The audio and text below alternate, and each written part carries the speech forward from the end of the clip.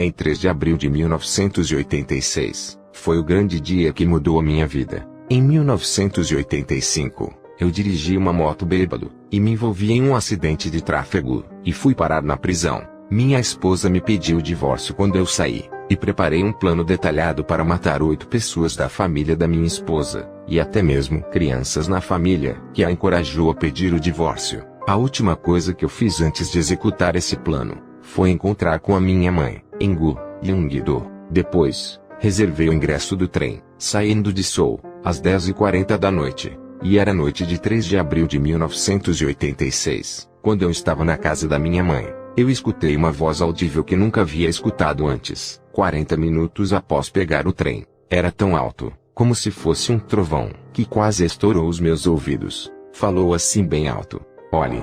Me sentindo meio estranho, olhei para fora, e olhei em volta, mas não havia ninguém. Duvidando de mim, voltei para o meu quarto. Eu estava à beira de acender um cigarro, quando de repente, o quarto ficou claro. Eu estava surpreso, e olhei para a porta do quarto, e na confusão no momento daquele instante, eu gritei em choque. Vi uma luz de arco-íris que brilhava, e havia algo andando na luz, olhando para cima. Era uma pessoa usando roupas brancas. Devido à luz brilhante, eu não podia ver o seu rosto claramente, mas tinha a aparência de humano. Depois de um tempo, uma carruagem retangular puxada por cavalos o acompanhava. Por trás, havia 3 assentos na carruagem, e o assento do meio estava vazio, e 2 pessoas vestidas de branco sentados em ambos os lados. Se alguém que acredita em Jesus tivesse visto a cena, seria tocado grandemente, mas eu só estava pasmo, porque eu era ateu.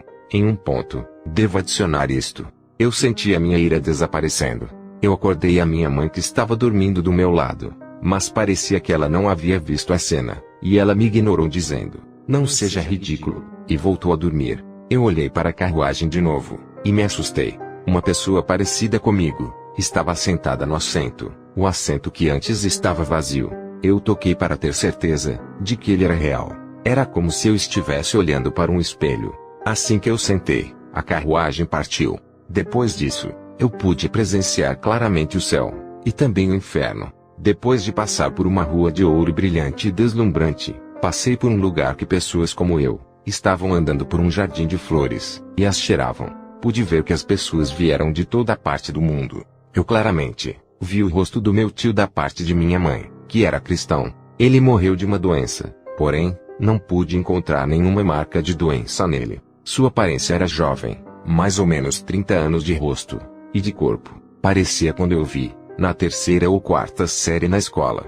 Paz e alegria, a ausência de qualquer ansiedade ou preocupações do mundo era claro. Podia ver seu rosto, ouvindo o som de música contínua. A carruagem dourada passava por casas douradas, muito brilhantes. Depois de dirigir por alguns dias, depois de chegar lá, os anjos que não respondiam o que eu perguntava, eventualmente disseram: "Aqui é o céu." Com uma voz bem audível. Havia um número incontável de casas, que se estendia pelo horizonte. Uma coisa em comum que eu via em todas as casas, que eu nunca havia visto na Terra, era que elas eram nitidamente organizadas e estavam prontas, esperando para que seus donos mudassem para elas. Diferente de onde o meu tio estava, eu não podia ver ninguém. Eu perguntava aos anjos, mas eles não me respondiam. De repente, a carruagem entrou em lugar escuro, como se fosse noite. A única fonte de iluminação era uma luz resplandecente do tamanho de uma lua cheia. Tinha o formato de pessoas, vestidas de roupas brancas como aquelas que dirigiam as carruagens. A música em que eu ouvia antes já tinha parado. O medo entrou em minha mente. Antes que eu desse conta, eu estava com medo. Então eu pensei: agora que eles me mostraram as coisas mais lindas que eu nunca irei ver na Terra, eles irão me matar. Uma luz com formato humano estava iluminando uma pessoa antes que eu notasse. Eu pude testemunhar o meu pai, que havia morrido 6 anos atrás. Ele que ganhava o pão e tomava conta da família. Ele sucessivamente mantinha a posição de erudito diretor quando ele estava vivo. Ele passava uma ordem impetuosa para parar, quando ele ouvia o J de Jesus. Quando este homem estava na cama à beira da morte, se tornou miserável, e o seu corpo inchou tanto, que parecia que ia estourar. Agora, diante de mim, eu vi o meu pai sofrendo, como se ele estivesse chegando à morte novamente. serpentes azuis venenosas com cabeças triangulares, suficientes para esconder o seu calcanhar, estavam ensanguentando o corpo do meu pai, subiam, se enroscavam em volta do corpo dele, e mordiam nele todo. Eu estava chorando e chamando por ele, mas parecia que ele não me ouvia. No segundo lugar que eu fui, havia um grande número de pessoas, e juntas, tentavam escapar do fogo de uma placa de ferro semelhante a uma grelha. Era simplesmente o inferno. Eu vi um outro conhecido lá. Ele era o irmão mais velho do meu pai, que viveu com a mentalidade de que dinheiro era tudo. Ele tampouco podia ouvir a minha voz. No lugar iluminado pela terceira luz, eu testemunhei um amigo que havia morrido em um acidente no tráfego. 3 cobras terríveis e amareladas estavam apertando ele tão forte, se enrolando em volta dele, que o seu rosto estava pálido. Esse amigo também gostava muito de beber, assim como eu, mas eventualmente, ele morreu devido ao álcool. No lugar iluminado pela quarta luz,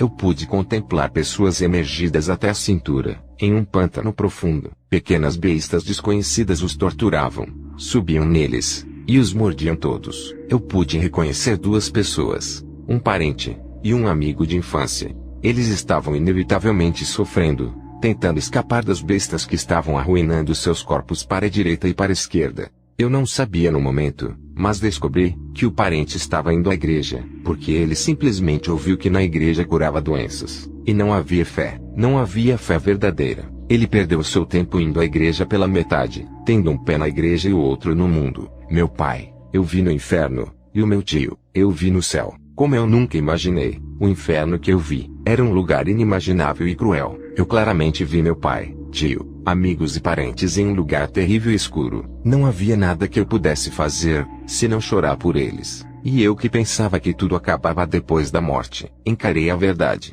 Depois de testemunhar o inferno, a carruagem parou em um lugar, onde todos os pecados cometidos com os meus olhos, mãos e mentes, desde o nascimento, estavam registrados. Eu não pude contar quantos pecados eu havia cometido na minha vida, porque era categorizado em 132 categorias, e cada categoria, havia subcategorias. No meio delas, eu pude ver que o maior número de pecados estavam no meio de coisas que têm a ver com bebidas. Outra coisa que descobri, é que há 2 coisas que não são pecados no mundo real, mas que é pecado no céu. O primeiro, é não acreditar em Jesus. O segundo, é ser contencioso, e xingar aqueles que acreditam em Jesus. Todos os meus pecados do passado foram registrados, até com data e hora, como não ir à igreja, rasgando a Bíblia e jogando no fogo, xingando, sendo desrespeitoso com amigos evangélicos, até dando tapa e chutando eles estava registrado.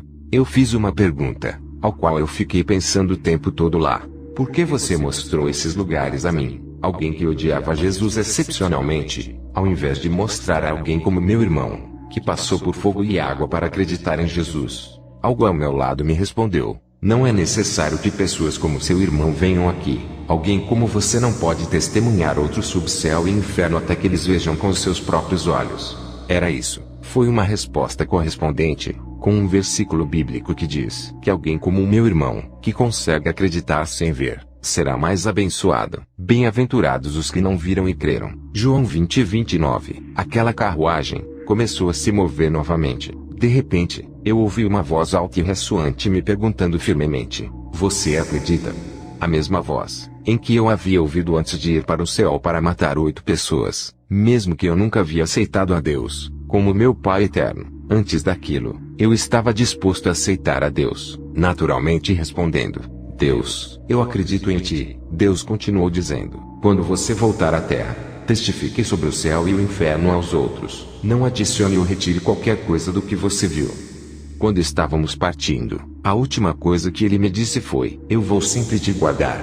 Eu senti como se estivesse em uma longa jornada de muitos dias, mas eram somente 11:10 da noite, quando eu acordei me sentindo com medo. Tudo isso ocorreu em um espaço de 70 minutos. Não havia nenhum conceito de tempo terreno lá. Voltando aos meus sentidos, a minha mãe estava me olhando com um olhar intenso. Ela me dizia que eu estava resmungando algumas palavras desconhecidas para mim mesmo, e eu não acordava, mesmo que ela tentasse me acordar. Logo depois disso, Eu disse para ela exatamente aquilo que eu tinha visto. Minha mãe, que gritaria só de ouvir o J de Jesus, estava em lágrimas depois de ouvir a história de como seu esposo estava sofrendo. Ali, minha mãe e eu, nos tornamos discípulos de Jesus, e fomos para a aula de batismo, e nos tornamos da igreja. No mesmo dia, ela se tornou uma pessoa entusiasmada, que vai à igreja tanto quanto eu. Nesse momento, a minha vida mudou 180 graus. Me tornei uma pessoa que fala palavras naturalmente, e que somente dá glórias a Jesus Cristo, ao invés do que a mim mesmo. Eu pude me tornar e continuar a ser um missionário fazendo a obra de Deus. A última palavra que o Senhor me deu, e que está sempre na minha mente foi: eu vou sempre te guardar. E é o que me trouxe até aqui. Amém.